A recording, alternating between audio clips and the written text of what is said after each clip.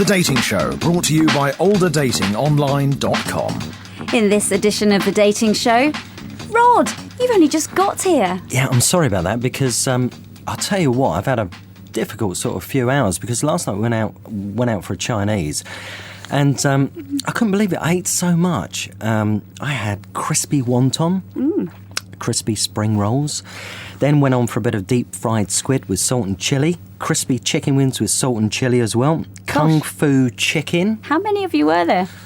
It was just myself, actually. Then I went for the house special bamboo shoot and water chestnuts.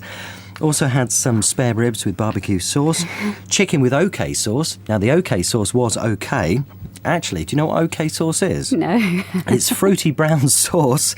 First made in Wandsworth. Had some of that. I love that. Fruity, eh? Yeah, it was fruity. King prawn with satay sauce. Duck with kung po. And also... I had egg fried rice and also a plain chow mein. But the thing is, sometimes when I have Chinese, I don't know about you, but I'm hungry afterwards. So this morning, the reason I was late this morning, I had to stop off and I had a fry-up. I had 2 sausages, 3 rashers of bacon, 2 mushrooms, some tomatoes, baked beans, very, very nice, thick slice of black pudding. Yum, yum. I love black pudding. Also had a bit of toast, 2 slices of toast and 2 cups of tea. And I'm bloated now. I imagine you are. Anyway, what are we talking about today? We're talking about healthy diets, Rod. That's a bit awkward, isn't it? Yes, it is rather. Okay. It's a good start, though. Okay, so who have we got on the programme? You tell me. I think we've got Jane, who's a dietitian. Oh, I think good. the difficulty is there is no point in going on a, inverted commas, diet for a period of time, and then when you stop, going back to doing whatever you were doing before that. A diet needs to be, a weight loss diet needs to be a learning process. So not only are you eating less and hopefully moving a little bit more as well, so you're reaching your goals, but you need to be very conscious of exactly what you're doing. So when you finish the diet, if you like, for want of a better word, you really know exactly where you were going wrong and you don't go back to how you were eating. I mean, imagine if you have a backache, for example, and you take a tablet, the backache may go. But if you don't adjust your posture or perhaps take up Pilates or do something different, when you stop taking that tablet, the backache will come back. And it's exactly the same with weight loss. I will confess I don't know a great deal about dieting, but if one of the things I've sort of heard is that you should start the day with, you know, a good breakfast to sort of kickstart your metabolic rate. Is that true? I think it's always a good idea to start with a good breakfast. There are many, many benefits. First of all, yes, to give yourself a kickstart. Secondly, if you don't start the day with a good breakfast, by about 11ish, you're going to be feeling very hungry. And if you're hungry, you are more likely to choose inappropriate choices. Or if you've started the day with a good, healthy breakfast, you should manage to maintain your blood sugar levels, and you won't enter the mid-morning period absolutely starving and be reaching for a cappuccino or a muffin. Instead, hopefully, you'll make a healthy choice like an apple. And likewise, you'll get to lunchtime again, and by starting the day off well, you won't be experiencing fluctuating blood sugar levels. Breakfast helps with concentration, so if you're going to the office, it's pretty important to make sure you've had something to eat in the mornings.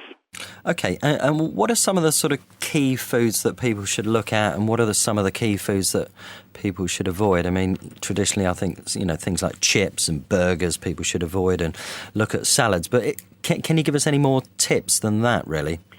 Yes, I mean, at the end of the day, a healthy eating plan encompasses a wide range of foods. I really love the concept of the idea of a rainbow on your plate. So what you want is lots of different colours, lots of different varieties of food. No one wants to be eating salad all the time, but that doesn't mean you can't have the occasional treat. And that might be a burger for somebody else. It might be a piece of chocolate for somebody else. But obviously it's all got to be done within a balanced way. So I think it is very important not to so much ban foods, but just be aware that some of them really are treats and not everyday foods. Whereas others we should be eating every single day. We should always be eating a wide abundance of fresh fruits and vegetables. It's very important to have protein in the diet. Obviously meats and fish, but if you're a vegetarian, nuts and pulses are really great. And of course, I know carbohydrates have had a bit of a bad name over the many years, but they really shouldn't. What we want to avoid is refined carbohydrates, high sugar items, particularly fizzy drinks, particularly shop-bought cakes and biscuits, things like that. That doesn't mean all carbohydrates are bad for you. It just means choosing the right ones. And just finally, what about portion size? Do you think that's where many people go wrong? I think that is absolutely where we've gone wrong, particularly in recent years. We are suffering as a nation from portion distortion. We've lost sight of the fact of what a proper portion is. And it's not our fault, really, to be honest. You walk into any petrol station to buy, even a packet of crisps. You can't buy a normal-sized packet of crisps anymore. Everything is, super-sized, 30% bigger, because it was perceived as better value, but actually we're really just harming ourselves. Recent research, which we pinpoint in the book, actually suggests that the size of ready meals has increased by an enormous percentage over the last even 10 years. So we are just almost being trained to eat more. So we have to make a conscious effort now to actually eat less and eat the same amount people did 20, 30 years ago.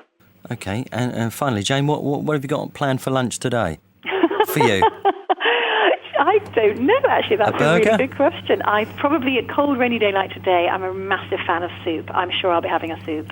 I think she probably had a burger, don't you reckon, Debbie? A burger, it definitely was. That was Jane, a dietitian. Useful advice there. When she's talking portion distortion, that sort of men always have this problem, don't they? Yes, men in always a number of distort. areas. Well, they always distort the size of their portion, don't they? Yeah, they do indeed. They do. And Rod, talking of inappropriate, will you be making any changes to your diet? I think so, yes. I think I might go for just chips at lunchtime instead of sausage and chips. I like the idea of a rainbow plate. And in Japan, they say the more colours you eat, the better in a day, especially dark, vivid colours like beetroot, seaweed. Would you say you've got a good diet? I think I am prone to chocolate outbursts, but other than that, I think fairly good diet, yes. Dark, plain or white? Dark chocolate. Really? Well, that's actually quite good for you, isn't it? Yeah, I believe it has lots of iron and zinc in it. So, yes, I'll keep on. But actually, just a square or two is probably better than a whole bar. The Dating Show, brought to you by olderdatingonline.com.